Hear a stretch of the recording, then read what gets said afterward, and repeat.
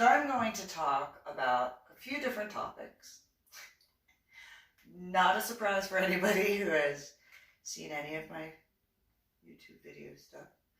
So, first off, I'm going to start with what occurred in medical hold before it became Warrior Transition Unit. And so in regards to several different aspects in this. Number one, there were guys in medical hold who, despite the fact that I got in so much trouble, there is no denying how much trouble. Those who know military stuff, I didn't graduate basic training. I did the best I could, but you know, I got in a lot of trouble. So one of the things that I got in trouble for, part of the discussion before going on to other stuff, was I didn't know you couldn't go to raves. And I didn't read that in the UCMJ before I was at Fort Sam Houston. And definitely didn't read that before the head injury on Palm Sunday in 2000. So I had no idea that I couldn't go to raves. I went to a rave and I had not known about my medication to bring with me. I didn't know I was supposed to bring that anywhere I went. And the rave was in Austin. And by the time we were just past, I think it was San Marcos, and the rave was held in an old Kmart parking lot in 2000. I don't know whether I was 17 or 18 yet. But I did wind up at Brackenridge. I know that. So that lets you know when that happened. And so when I was in the, so let me back up real quick.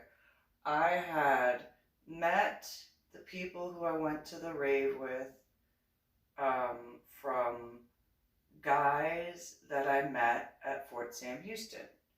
They were students in permanent party, and none of them were in medical hold. And so I was out in the smoking section, and they started speaking with me. And so and it was before I was on restriction. That's for certain. It was before then. Obviously before being released from restriction.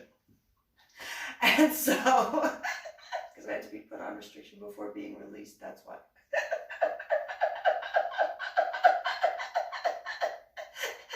Just saying. Can't be released from restriction before being put on restriction. I'm just throwing that out there. You know, that's a reality. So anyway, I can laugh now. And so, as you can hear. So, I was taken with one of the guys that I met. So for those who know the barracks in that vicinity from that time on Stanley Road, when you went up, instead of going into the orderly room area, and you went up the stairs, which was, you know, where essentially my room was over at, and you go upstairs, you go to the breezeway, and you turn right, and then the first group of rooms, you had to go into a hallway, and it was there, and there were some of the rooms there. And those guys, and I went to this female's apartment who had a bunch of civilians that were there. And the civilians, the apartment, what I remember, it was a 1 or a 2 bedroom. and it was a ground floor apartment, and the female had a yard, and it was backed up to a wooden fence that was about 6 foot tall, and on the other side, I think, was another apartment complex. I know that probably doesn't help, but it was in San Antonio, which probably doesn't help either. But it didn't take that long to get there from Fort Sam Houston, from Stanley Road. I don't know what exit we took, but it wasn't more than 5-10 minutes on the road. So I don't know if that helps in that regard for like triangulations and stuff. But the female, she called herself Princess Jasmine or something like that. I was like the Disney princess? Like, I mean, granted, there are in historical aspects females who have the name of Jasmine who were actual princesses. However, so are you talking about like the princess? Because you don't look like one of the Princess Jasmines. Other than that, are you doing like one of those character things? And she looked at me and she was like, "Oh, you're so funny." I didn't realize that was a female thing to do. I didn't realize that. Anyway, she said her husband was a police officer, and then they were talking about other stuff, and everybody that I met, it was just one of those, I like the military guys better to speak with. They just kind of feel more comfortable to speak with. I'll like, I don't know, I don't know. And then, the female Princess Jasmine was like, "Why don't you come speak with me?" It's like, I don't know, I don't like the feeling I get. And then she got offended. Because I was like, I just don't like the feeling I get. Well, aren't you honest? Yeah, I am. Really honest. Yeah. And then so anyway, so wound up going to the rave, had on the ticket and on the CD, Golden Lobster Claws, if that helps at all. I don't know. It was back in 2000 and I had that injury. So, although then again, there is that aspect of the Breckenridge hospitalization. And so I'll get to that. So we leave and we go in her van. I think it was either a really, really dark green or a really, really dark blue. It's one of those, like, it was so dark you couldn't tell whether it was green or blue. And, I didn't know that I was supposed to take my medication with me. I'd just been putting them at hold. So, I didn't know much. Yeah, it was a lot, and I was dealing with headaches and migraines and like that whole memory stuff. And cognitive and blah, blah, blah, blah. I've said that a bunch of times, I know. And so we get to about San Marcos, maybe a little bit past San Marcos, and my headache turned into a migraine. And I'm talking like I was ready to start throwing up, but I didn't have anything in my stomach. Where the motion sickness is nothing in words compared to what I was feeling. And I had said I'm in a lot of pain, and they were like, "Well, we can't turn around now." And I'm like, "Well, it'd be nice if it could, but okay." So Princess Jasmine looks at me and she goes, "Well, I've got some Advil you could take." And I was like, "Oh, okay. Maybe that'll help. I don't know, because this is really painful." So we stopped at a gas station, and I got milk, because I was like, "Oh, maybe that'll help calm my stomach." It just, this is, So she gave me the Advil, and I know it was Advil because it came out of an Advil bottle, although apparently that might not have been Advil, but it came out of an Advil bottle. And it had the brown candy coating, because I tasted it. People who have taken Advil know what although I don't know if they still do that, but back then in 2000, it was there. and it had the stamp of the word Advil on it. Well, okay. Took it, got to the event, and it was still daylight out. And I was laying in the back part of the car, or the van, and because I couldn't sit in the seats, I needed to lay down on a flat surface. So we get wherever they drove to, and I'm looking up, and I'm like, ooh, clouds. Let me focus on the clouds. Let me just focus on the clouds. Let me change the way the clouds look because my tummy hurts so bad. And one of the guys who is a civilian, he was taller, kind of thinner build. He was over 6 foot, kind of mushroom haircut, dirty blonde, light brown hair, and parachute pants. And he gets over where I'm at and he's like, hey, what are you looking at? I'm like, oh, I'm changing the clouds. He goes, what? I'm like, I'm changing the shape of the clouds because I'm in a lot of pain and I can't go back to Fort Sam Houston right now. So I'm doing what I can to not be in pain, or at least focus my pain elsewhere because it hurts so bad. And the guy was just like, yeah, oh, okay. And I'm like, no, watch. And he goes, what? I go, I'm gonna make ducks. And he goes, what? I'm like, I'm gonna make ducks, watch. And so I did what I did, and some ducks fly across the sky, but not actual ducks. I made the clouds look like ducks.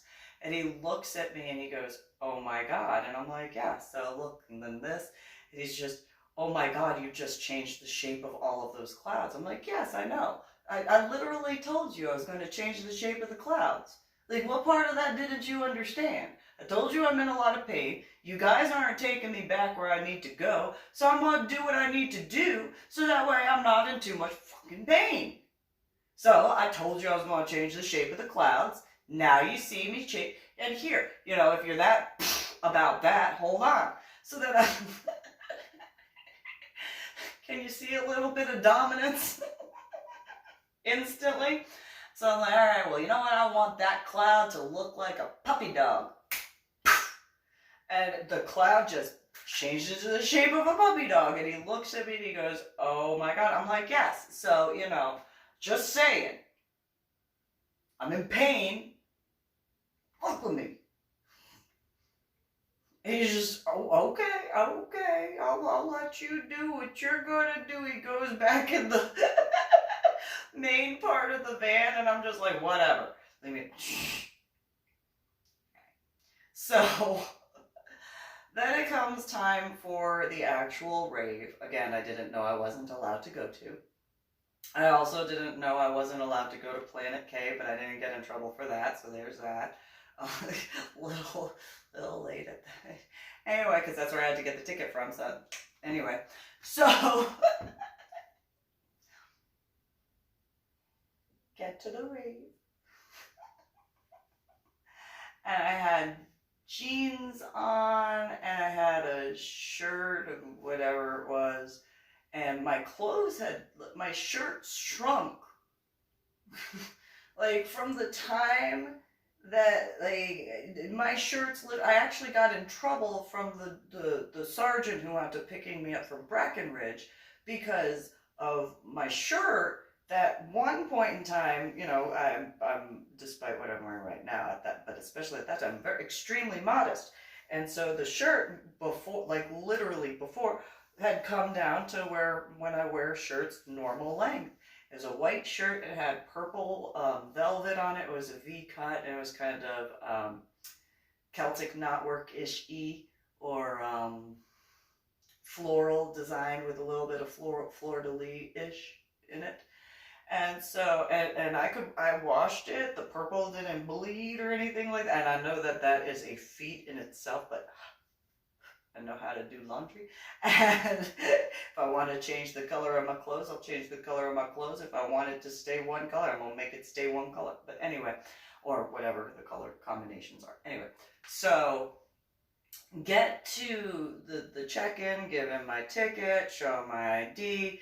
And the police officer looks at me and he's like, "You're in the military?" And I was like, "Yeah." And so that guy and I talked for a little bit. He was like, "What do you mean you're in the military? Why are you here?" "Oh, because they told me that I could go." And he was just like, "Okay, well, what are you doing here?" "Because they said I could go. Those guys are military too. That's where I met them." And he was like, "Well, where are you stationed at?" And I was like, "Oh, Fort Sam Houston." And he goes, "You're far from Fort Sam Houston." I'm like, "Well, they wouldn't take me back." And he goes, "What do you mean they wouldn't take you back?" My head hurts. And so I told him what was going on, and he was just like, "So what's your MOS?" I said, "Oh, I didn't finish basic training. I'm in med hold." And he goes, "What?" And I'm like, yeah, I'm in medical hold. So I explained the head injury on Palm Sunday in 2000, the whole, well, at that time, just the Palm Sunday head injury. And, woke up from the coma and the subarachnoid hemorrhage in the frontal lobe of my brain and da-da-da-da. And so, and I didn't know, at that time, I didn't know about the term headaches. I just knew that, it makes sense. I get it now. It makes sense that it's called headaches, but that time, like, my head hurts like all the time, and I don't understand, and there are different pain levels, and it just hurts. It's like, oh, okay, and explain the different stuff, and then I said, and then the doctor said I got dumb. And he goes, "What?" "What do you mean?" I said, "Oh, no. The doctor said that I went from like pre-MEP station ASVAB, like I was in college algebra with trigonometry and calculus, but like I'm in second grade math now." And the doctor was, "Are you kidding me?" Nope. And so the people that I showed up with, they were all pissed off because I was talking with a police officer. I was just like, "I don't care. It's a police officer."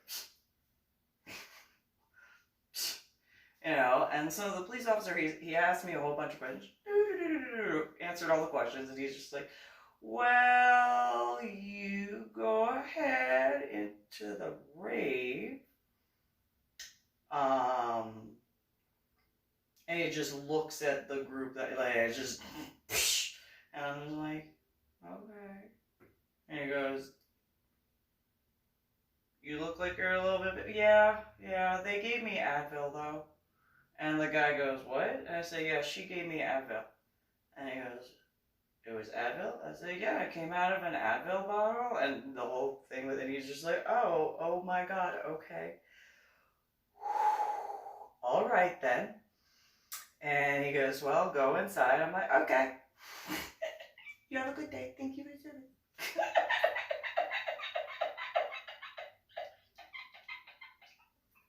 And I go inside. And so then, as soon as I heard the music, I'm like, because anybody who's been to a rave is like, yes, yes. I grew up in New Jersey, East Coast, you know. And I just, hey, that's right. And it helped with the pain a little bit. And it was just, yes. And so then one of the guys, the guy that had the light brown, almost dirty blonde hair, comes over with the parachute pants, and he's like, "So, how's your headache?" And I'm like, "It hurts, but I'm doing what I can at this point in time, so excuse me."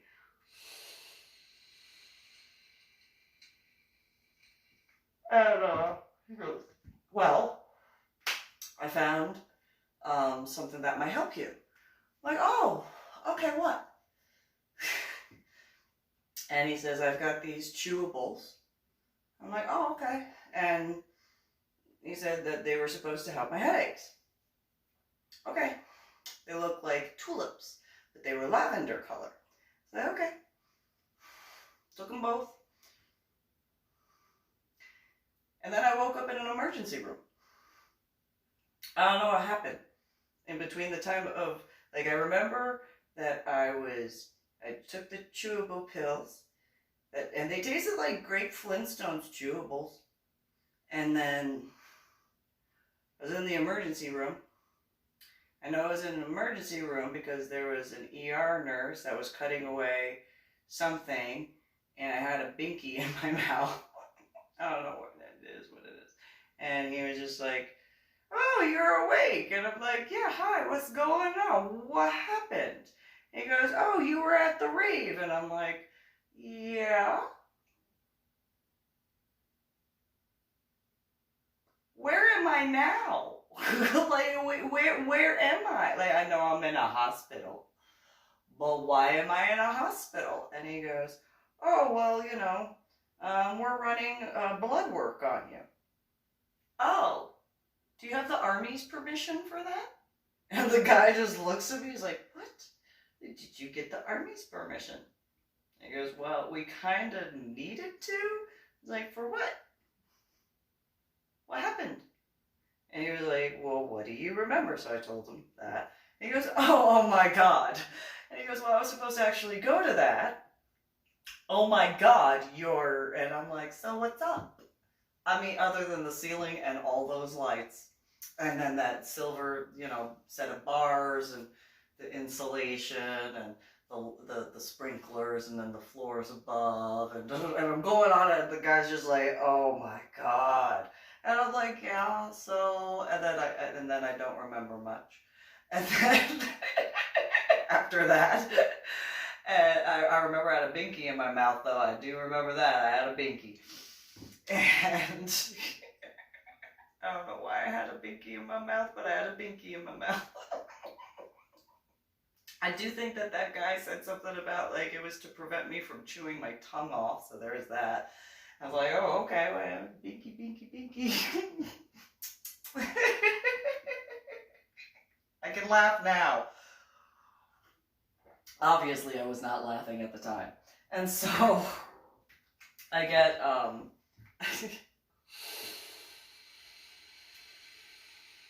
the next thing I remember is being in the back seat of that first sergeant's car with her daughter in the front seat and her driving. And I remember hearing a Puerto Rican accent. I didn't ever hear that Puerto Rican accent before then. I got yelled at by her by a few times, so I'm just saying. And so either she was really, really mad or I was hearing things. I don't know, but, she said, what are you doing? We got to do this. Okay, fine. All right. Get to Fort Sam Houston, go into the emergency room, and it was... So she's going in, and it was quick. It was not a waiting period. It was, she's getting it done now. Okay. Give me your arm. Okay. My head hurts a lot. And they're like, your pupils are dilated. What are pupils? Is that a new terminology in medical stuff or something? What are pupils? And the doctor, what? What did she just say? And the first sergeant's like, you heard her, what are pupils? And he's like, they're in her eye. I'm like, which one? Apparently both. And so... Sorry. I can laugh now. Those in the medical profession or medical backgrounds can get that. Anyway, so... he puts the tourniquet on and he does the blood work. He's like, whoa, that came out quick. And I'm like, well, you got a tight thing on my arm with the rubber band thingamabob, and, that's going to kind of make the blood shoot out, He's like, really? Really, smart ass? I'm like, well, it's better to be a smart ass than a dumb ass. It's just, all right, I'll give you that. And I'm like, well, or I'm sorry, hold on. Well, it is what it is. There you go. How many vials are you taking? And he's like, does it really matter? I'm just wondering. Why am I having my blood drawn? The hospital Breckenridge took it. Well, I didn't know it was called that at the time, but yeah, okay, you're going to take a few, huh? Oh, you're going to keep going, huh? All right, then. I see how it is. You vampire. And he what did you... Yeah, vampire? He's like, I'm a phlebotomist. Yeah, you taking blood, right? You taking my blood? And he's like, yes. I'm like, uh-huh. Vampire. By technicalities, back in the day, though they didn't do it this way. But nonetheless, vampire. I don't mean it in a bad way, you're just doing your job. And he's like, you can't move your arm like that. I'm like, well, I just did, but okay. He finished taking however many vials of blood. He had a little tray full of and I'm just like, alright, well, you know. And then I wound up going to my barracks room, and then I remember being asleep. Well, I should say I remember waking up. Not necessarily being asleep. I get up, I go to the latrine area or bathroom for civilians, you know, whatever, same thing. And there was the guy who gave me the tulip pills. And he was sitting on the floor in the hallway, and he's like, where did you go? And I was like, the hospital. And then BAMC, another hospital. He was like, why did you go to the hospital? I don't know. The last thing I remember is you gave me the chewable Flintstones vitamin thingamabobs, and apparently, like, I was in the hospital. And he was like, oh. And I'm like, what? Oh. I'm like, I gotta pee. Excuse me. Blocking my way to go pee. And so do what you got. Go pee. That's what I'm gonna go do. And so I wanted to pee. It's what it is. Finish. And he's like, well, I'm really mad at you. Why are you mad at me? Because you didn't tell me that you were going to the hospital. Did you hear the words that just came out of your face?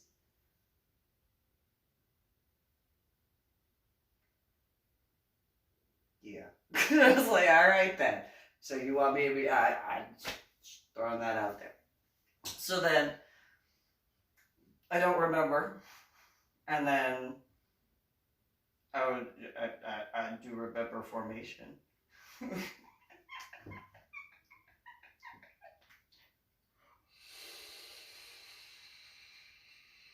So I get to formation.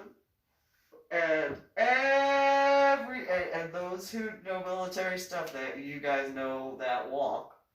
I walk up, everyone in medical hold just what I do? What? Oh, we heard you. Did you have a fun weekend? Did you have a fun weekend? Not really. I mean, there was like a few minutes of fun, and then no, not really. Why would you ask me that? Well, what was your weekend like? So I told them, and they were just like, see, you were supposed to tell us something funny about that. What's so funny? Like, I mean, I told you what I can laugh at. That's about it. That's my weekend. Then,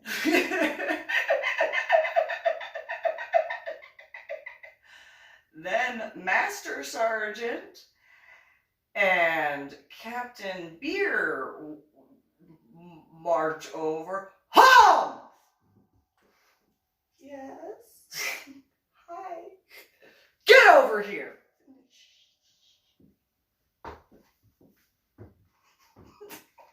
Yes. We need to talk! Okay. What I do, can you not yell? It hurts. A lot. So much right now. So then, you're gonna go and we're gonna do for me, and then I'll blah blah blah blah blah blah blah. And I'm like, so we're not gonna talk right now?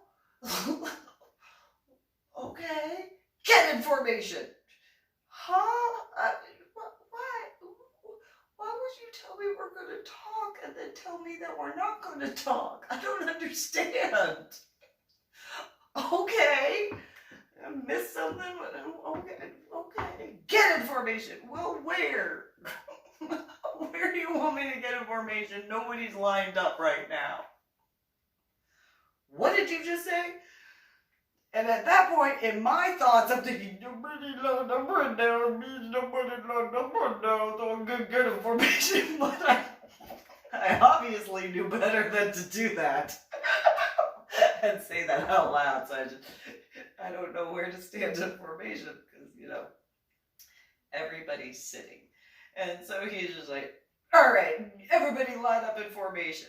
And so everybody lined up in formation and it was like even. So I was like the only one out, like, okay, well, where do you want me to stand when they're all even lines?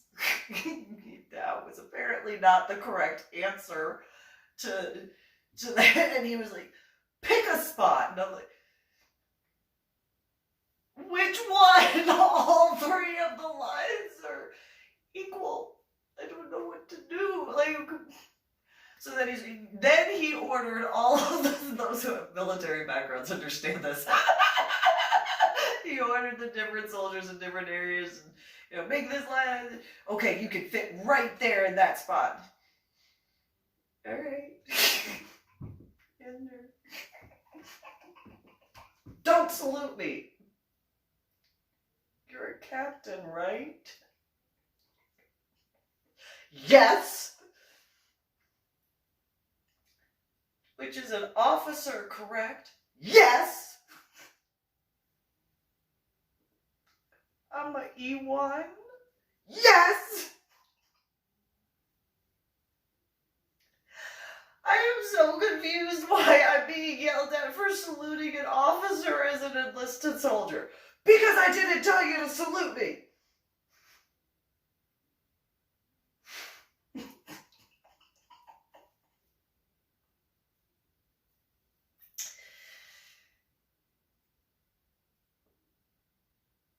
Which I got in trouble for later on. Like, just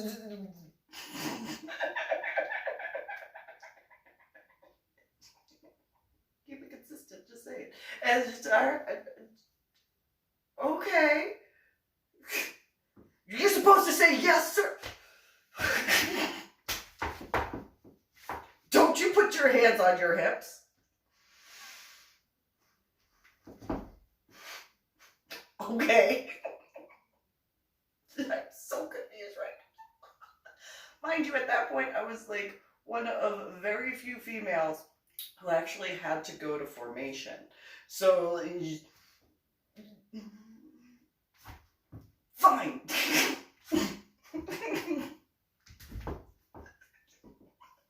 Get in formation.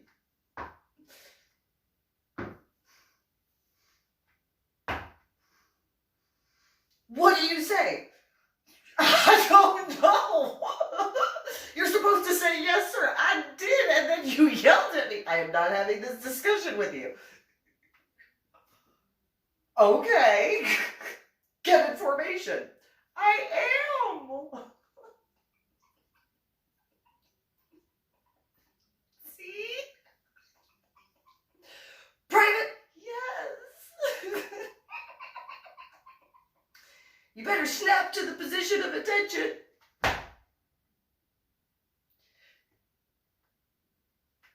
All right then. All right. It's all right, sir.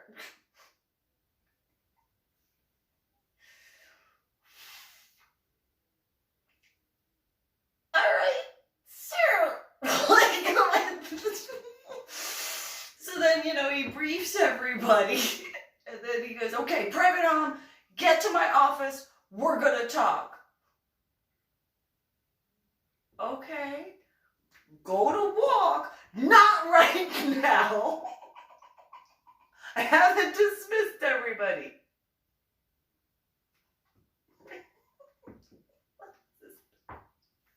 What did you say? I said, what is this backward? You know what, Private? What? What is wrong with you? Well, I did not graduate basic training, and you are expecting me to do all this stuff that I would guesstimate means that I would know stuff from basic training that I did not graduate. And he looked, I didn't give you permission to get out of the position of attention.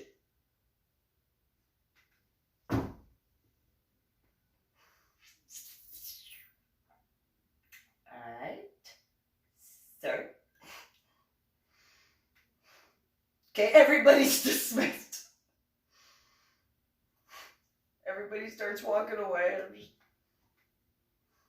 okay. So then those who understand hurry up and wait, get to Captain Beer's office and I sit down and I wait. And I wait. And I wait some more. And then Captain Beer walks in and he's upset for a lot of reasons. And he goes, "Where is the coffee?" Captain Beer? What? I did not get the chance to go make the coffee. What do you mean? I'm the one who's been making coffee. Go make the coffee. I said, okay. Well, I went and I made the coffee. Looking back now, he did not tell me to go back to his office. And second, I forgot where I had come from anyway. So really, either way, it just doesn't really matter. So I go and make the coffee. I go to medical hole and just like, hey, what's going on? Sergeant Moreno looks at me and he's like, come here, young lady. What'd I do now? What? He goes, how are you alive? Well, I have a pulse. I'm breathing. I'm standing. I'm talking with you. And he... Huh? What? You asked me how am I alive? I'm like I'm blinking and I'm just going all these things. Stop being a smartass. What did you say?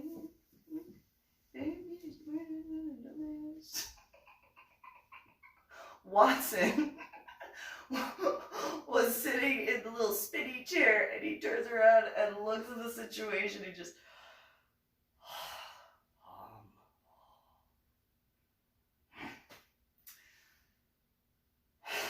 You made coffee, right? Yeah, I made coffee. All right, well, I'm gonna make coffee. You didn't smell the coffee I made? No, I thought I did. I just want to make sure that there was coffee. All right. And so Moreno looks at me and he's like, I looked at your blood test. And I'm like, okay, what about it? He goes, there were 27 or 28 different drugs that were in your system that you weren't prescribed. Well, then how'd they get there? And he looks at me and goes, I don't know, why don't you tell me? I'm like, I don't know. What ones? And he was like, LSD, angel dust, lithium, ecstasy, heroin, and it just goes down this whole, and he goes, and each one was enough to put down an elephant. How did you have all that in your system? And you're breathing like this. I didn't giggle, but I continued. There's that way, and then there's...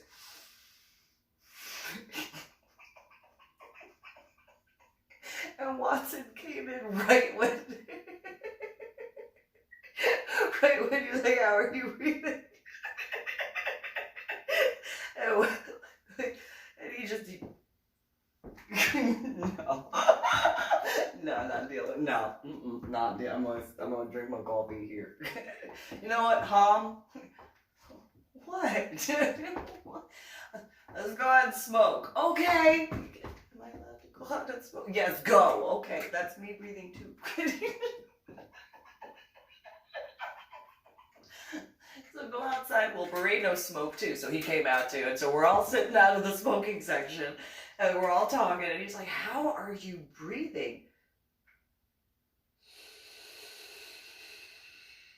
At that time, it was a cigarette.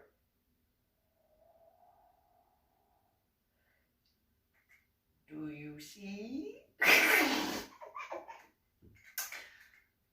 Now, at that point, this is one of the things that I wanted to bring up on a more serious note. So there had been a particular soldier who had, what I remembered most about his vehicle, meaning his car, he had these little springy things that were on his tire. They went on the, they look like the door stopper things. And I asked him what they were for, and he goes, well, because of certain things, it lets me know if I get too close to the curb. And I'm like, it's kind of like chariots. You know that, right? And he's like, never really thought about that. Well, he had, for those in reference to a lot of different things, he had been given the first set of anthrax shots. This was back in 2000. And he had to get multiple surgeries because of what occurred to his body. And I'm pausing on that real quick because there are many situations where when I was in the lifestyle and everything that had been occurring with my daughter specifically, but also making sure my son was squared away, I had a bunch of college students in the lifestyle. Lady Dori, Belle, why don't you feel bad about my health care and this with what I'm dealing with, little child? No, I got, no. You should feel sympathy for me. You're not going to get it. Not from me. You are not going to get sympathy from me. And some of those individuals were the same people that I had told because I had seen a commercial or heard a commercial, whichever, whatever. And I was like, oh, I was prescribed that back in 2000. Brand new drug, huh? Yeah. Maxall just now coming out? Oh, okay. So I'd given that reference, and it's like, you don't understand. Military and law enforcement and all these guys, they get these different shots before you ever get them. And because there were also people who were complaining about immunizations. And I was like, no, that's to keep the general public safe. And then you want to go and talk smack about military guys, and you want to go and say that military guys are stupid, and yet they're smarter than you even could comprehend. You wouldn't even know how smart some of these guys are. And, well, I'm going to college. Yeah, well, you know what? After you get to a certain rank, even in enlisted, you have to have a certain level of a degree before you can advance. So if you want to talk about how you think that military guys are stupid, no. Some of those guys have degrees and stuff that you don't even know. And that's not even going into officers, because you have to have a degree before you can go in to be an officer. And then before you can advance past a certain level, you have to have either a master's degree or a PhD. So you look at guys who are out there and all this sort of stuff, they have more degrees and specialties than you would even be able to shake your stick at. So don't you talk down at me about military guys, about my military stuff, about this, that, and the other. And you know I didn't graduate basic training, but there are these guys who you want to complain about your immunizations. Well, you know what? Not only do you have to thank them for your constitutional rights to bitch in my face, knowing what I'm dealing with. By the way, you're welcome. But you want to complain about immunizations and blah, blah, blah? Those same motherfuckers who you want to spit on and talk smack about are also the same ones who immunizations get checked on and medications get checked on first. Doesn't go out in the civilian sector until a whole bunch go through that. So you should have more respect for not just all of them, but their families and all that stuff. You don't know what I have seen. You don't know the guys I have watched suffer. And you want me to feel bad about your health care? Piss off! And then, a bunch of dominants were like, so they doorbell man. Glad she's not mad at us. We're gonna go, ooh, look, there's a star in the sky. Look, a star. And then, oh, your feet, no. And I didn't go into the story about the guy who I knew back in medical hold. And no, I didn't go into and this again was before 9/11, because I was in medical hold in 2000. I tried explaining to them that, as far as they didn't know the immunizations and medications and the wait times and had to travel. I had to move from Carrollton, Texas to the Austin area for my daughter's health care because I had to go to 2 different appointments a week. And then also on the weekends when she had a pass. And I was living in Carrollton and still had to make sure my son was taken care of. Otherwise, the insurance company was going to have issues with me for not doing what I was supposed to do. So I wasn't about to do that. So it was easier for my son to be taken care of and know that I care and that I did everything I could do, not just because of the situation that he couldn't fully understand when it came to his sister, but that he knew that I cared, and then his sister would know I cared that much that I moved and changed everything just so that way both of them knew, no matter what. And so then I had these little freaking college student whiny little punks that thought that they were, oh, I'm so big and badass because I'm in college, and Lady Dori, Belle, you didn't go to college, you didn't graduate, blah, blah, blah. Yeah, I only got 26 scuba certifications, but continue on about how stupid people who join the military are. Go ahead. Tell me how dumb. And when I said that, well, scuba doesn't count. Really? And I only said that to one person. And that little girl was just, whatever.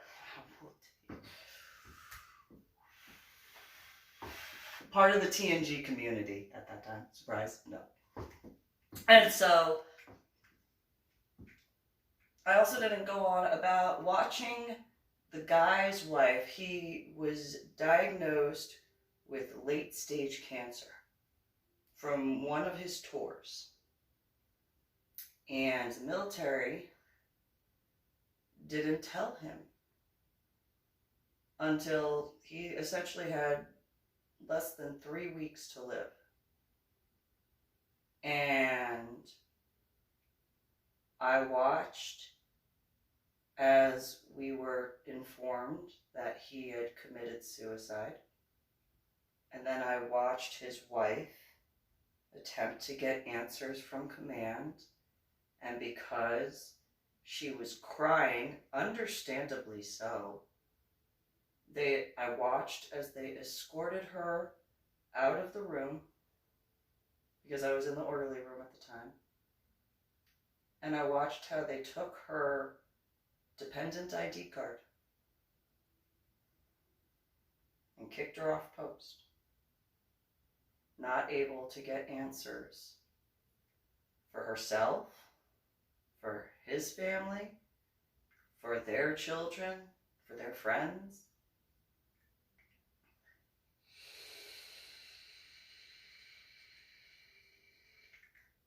And that hit me. Not in a literal way, obviously, but in a figurative way. After watching that, I had a doctor's appointment. I went to BAMC. Doctor said that I was going to be medically retired out.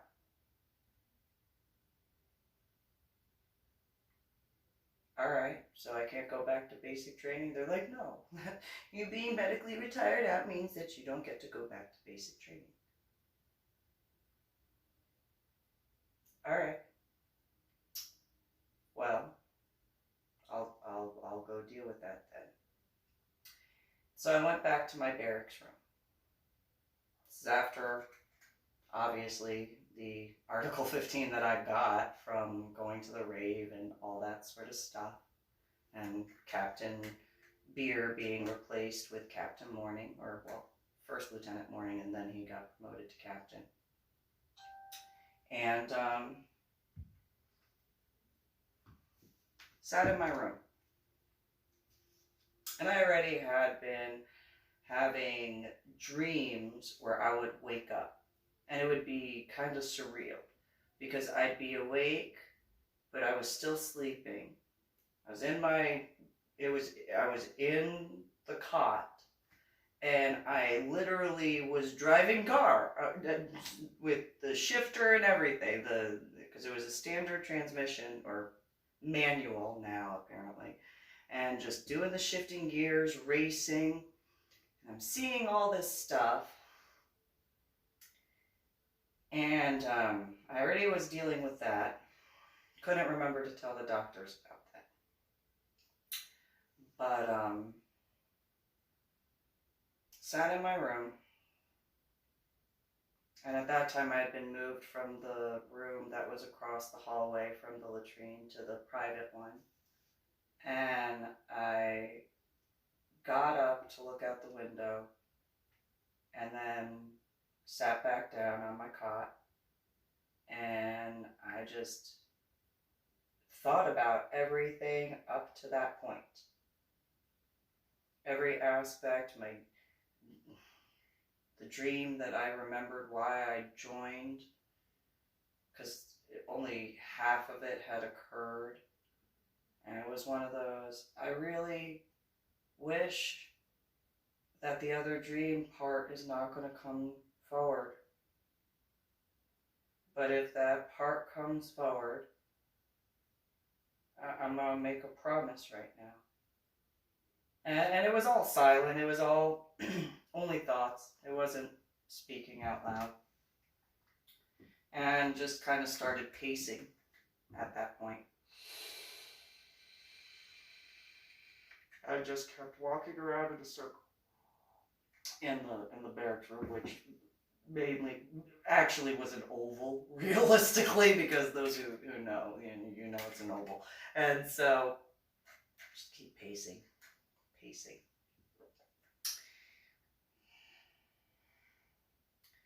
Well,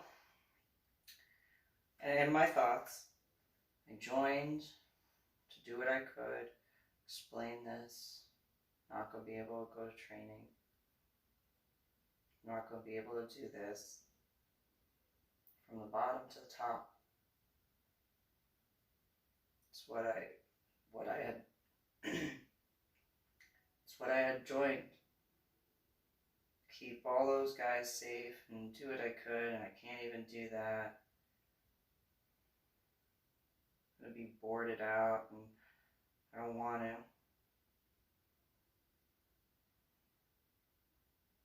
What can I do? What is it that I'm supposed to do? And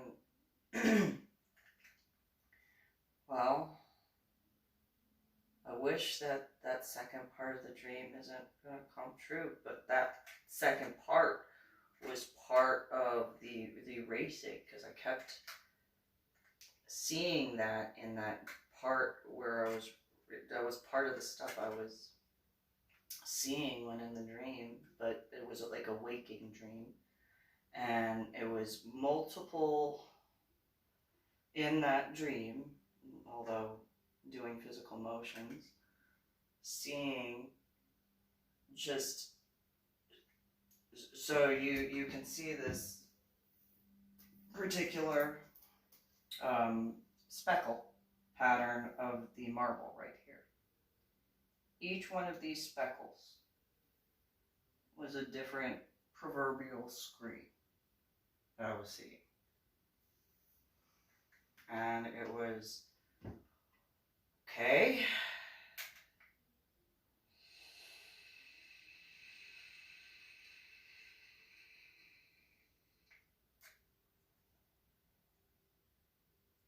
I need to do what I need to do, and the promise, essentially, that I had made during that walking in an oval sort of shape was the dream keeps getting more prevalent. It's differing in only a few ways.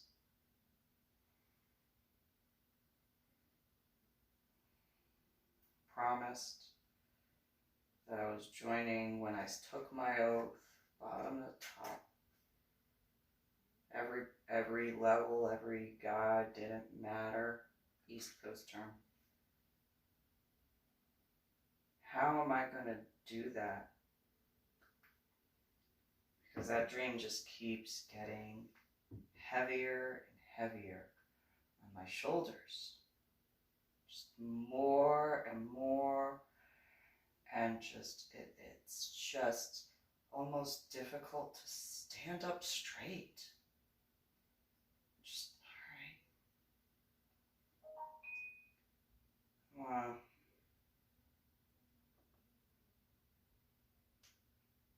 How can I prevent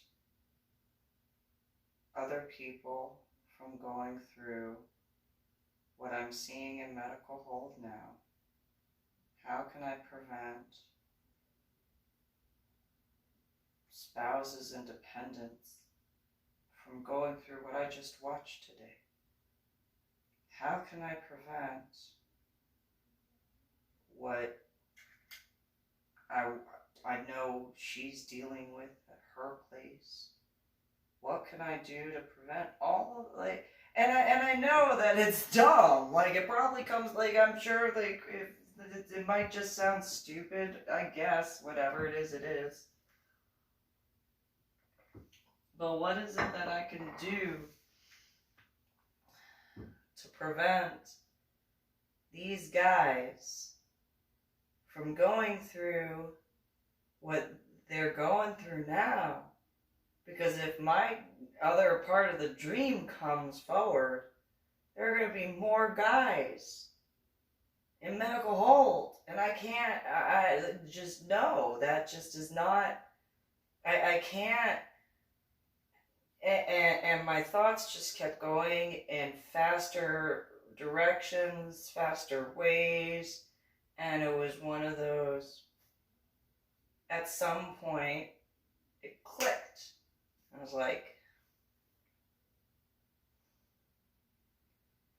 if it comes down to it, I know I will do what I need to do to make sure that those who need to know will be informed like that. There won't be any hesitation. Those who get in my way, they're going to learn to get out of my way. Because I'm not going to have patience. I know that. Because the way this stuff just keeps coming in these dreams ridiculously. No, I don't care.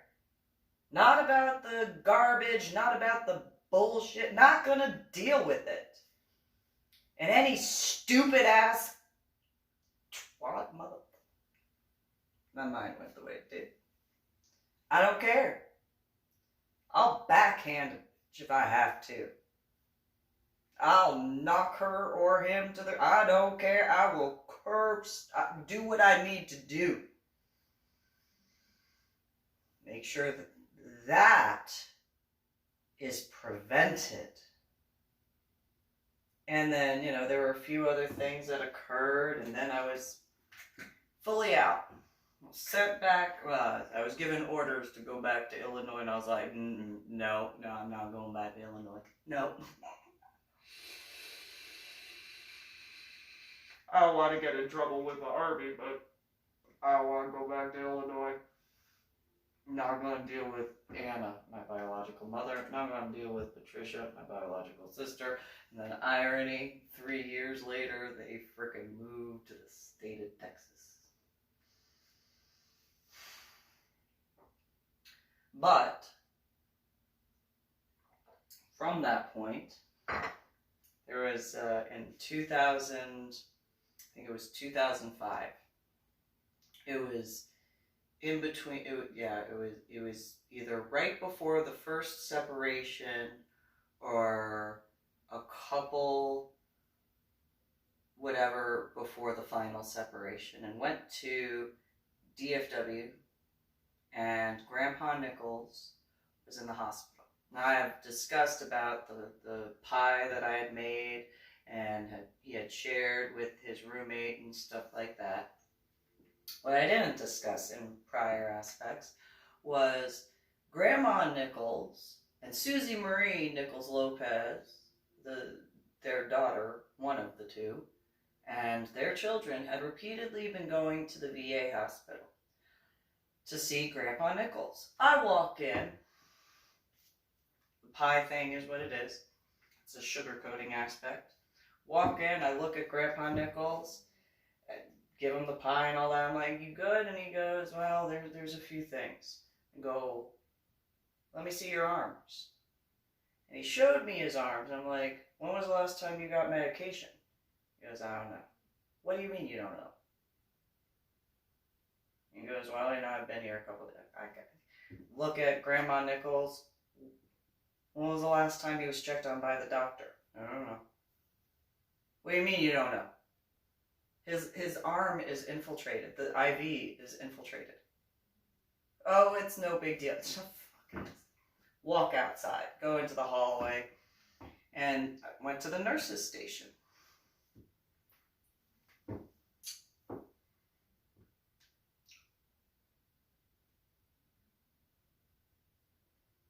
Hello! And out come running a few different nurses. Yes. What's going on in here? When was the last time this ward had a doctor on it? Oh, we don't. Well, I've got Grandpa Nichols is in there, and I just saw his freaking arm, and it is infiltrated to the point of him having a bruise from here to here. What nursing staff has gone into the different rooms? Do you not have a schedule? Who do you think you... I'll tell you who I am, and I pulled out my military ID. That's who I am. What is the problem? Why is he not being taken care of? Why are everyone, because obviously he would not be the only one. Why is everyone not being taken care of in a VA hospital? What is this garbage? Oh my God, you're mad. You think? I just took a look at his arm. Again, bruised from here to here, infiltrated. What is the problem? Why is there not enough medical staff taking care of these guys? Well, we'll make a call right now. Get them up here now. Oh, okay. What room? Whatever room number. I don't remember the room number. But that doctor better make his rounds up in here. Go back to Grandpa Nichols' room. Doctor will be here shortly. And Grandpa Nichols looks at me. He goes, I heard that.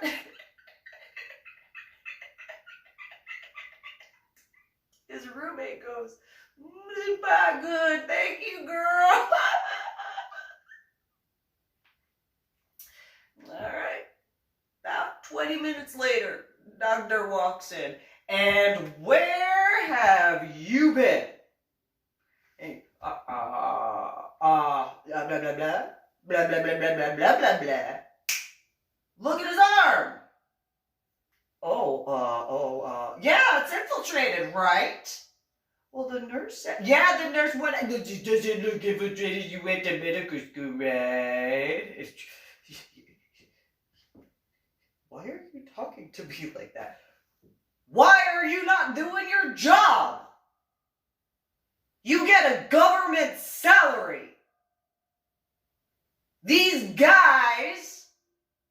did what they did and you're getting money to work here, why are you not working? Well, I'm here now. Yeah, get to it. He looks at Grandpa Nichols' arm and he goes, oh, it kind of looks infiltrated. Kinda? What do you mean, kinda? I'll call a nurse right now. Now. Didn't have a watch, but... Move! You work in a military hospital, you better be ready to move. Move. My now dead ex-husband looks over at me, he goes, oh my God, I'm kind of ready to wet myself. I don't give a damn. How is it that you didn't see that? You've gone to college. And you don't even, are you kidding me? Why is it that I went to do that and you didn't have the pair that you were born with to do that? I dealt with that conversation later. Is what it is. 5 minutes later, in comes a nurse. I'm here to check on his ID. Right there. And then after you're done, you go check on him. Yes, ma'am. Yeah. Mm-hmm.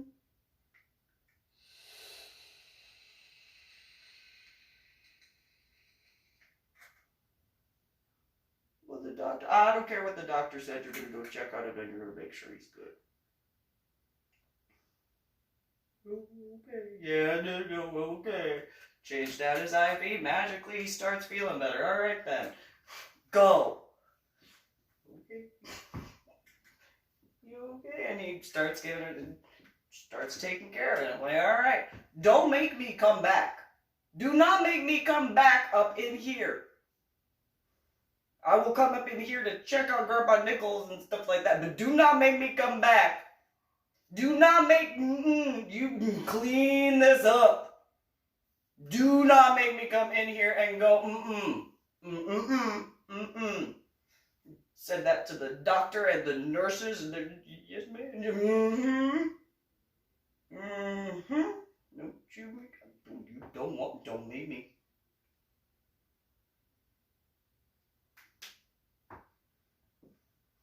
So then, fast forward. Back to those little college students who wanted their health care that I should care about, that I should pay more attention to them than my children. Oh, Lady Dori, why don't you feel bad for me? Do you know why I am in this part of the state of Texas? Yeah. And you're asking me why I don't feel bad for you? Yes. At that point, I was wearing a corset and whatever. Oh no! Don't touch me like that. Oh, you don't want me to talk to you the way I want to. I guarantee. If you think that I'm being a bit right now, you do not want to see that. More importantly, you do not want to hear that. You don't have to be so mean to me, Lizzie. I am not being mean. I'm being so nice. You see the smile on my face? You see how, yeah. You don't want to see that smile go away. You see my smile go away and you see a pissed off face. You do not want to be on the receiving end of the words that will come out of my mouth. Because I guarantee you, these words right now are so pretty. So pretty. If I were to tell you what is going on in my head right now, in my opinion of you, guarantee you, you'll be crying and you'll actually have a reason to cry. You should feel bad about it. You know what? And I got pissed. I'm gonna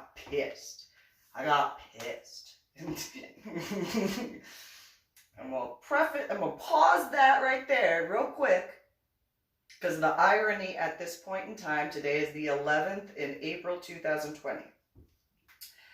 At one point in time, I had gotten almost as pissed off. Not, no, maybe about like a fifth of the way pissed off in comparison. Driving back from Fort Worth to go back to San Antonio. It took 6.5 hours to get from Fort Worth to the junction point of Hillsborough. I'm dealing with headaches. I got my 2 children in the back of the car, or the van. I think it was the Dodge van at that point. What in the heck going on? Access road was just as slow as 35. This is New York stuff up in here. Like, what is going on? Children are hungry and tired of being in the car. I have to deal with I don't really need to be dealing with that.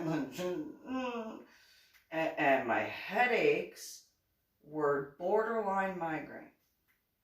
And then, 6.5 hours from the point of getting to 35 in Fort Worth to that conjunction point. So those who know the area or can look it up on a map, you can see that shouldn't take that long.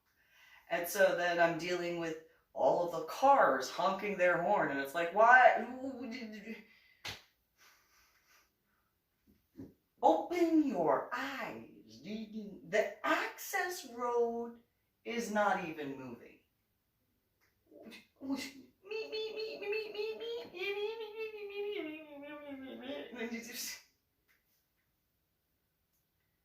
My now dead ex-husband said something, and I said, I hope that there better be some major, because there better be body bags lined up all across the median.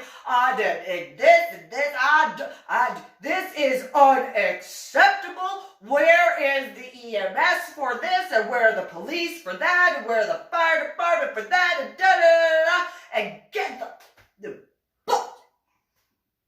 Well, like that, traffic starts moving. About time! My now dead ex-husband just, you look mad. You think I've been dealing with your running of your mouth? I'm actually concerned about my son and my daughter while you're yip. Deal with my headaches and my... Finally, traffic starts moving. Well, get to Georgetown.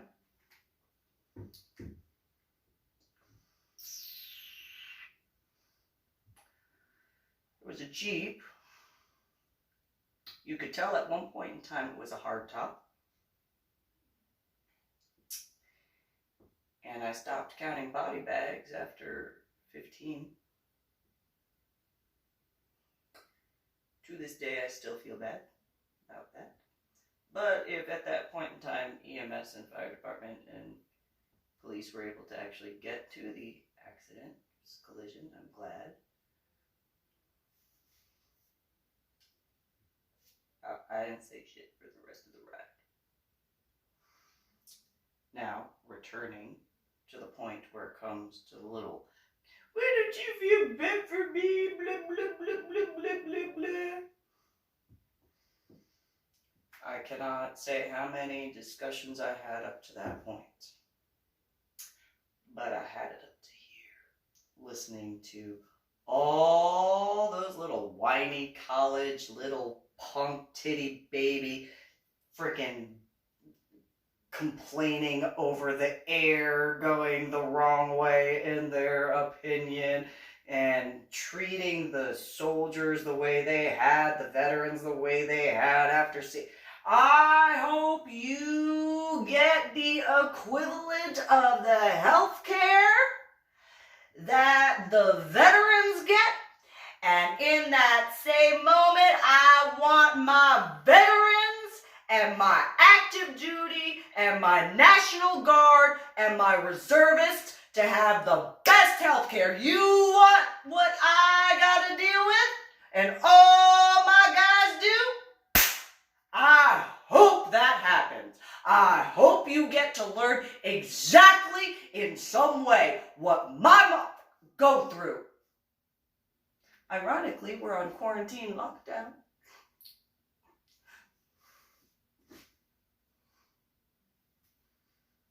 Ironically, at this point in time, there is that standardized medicine going on.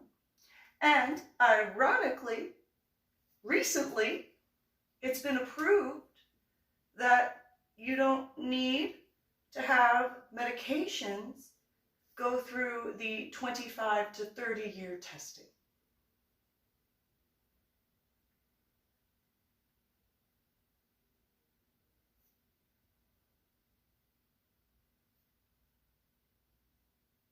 And ironically, veterans, active duty, National Guard, and reservists are able to get better health care in a more timely fashion. Thank you, with the most genuine appreciation, to the White House staff, Pentagon, various levels. Thank you, President Donald J. Trump and Vice President Pence, as well as Senate and Congress, all the others, which, ironically, President Obama at that time, because it is called Obamacare, thank you. As well as thank you, then President Joe Biden, for giving them exactly what they were complaining over. And thank you in an overall way of making sure that the veterans, active duty, National Guard, and reservists have better health care. I know there's still a little bit of a way to go, but so much advancement in comparison, as well as for the dependents. Have a good one. Oh, and I've had this saying for a while. Be careful what you wish for. You just might get it.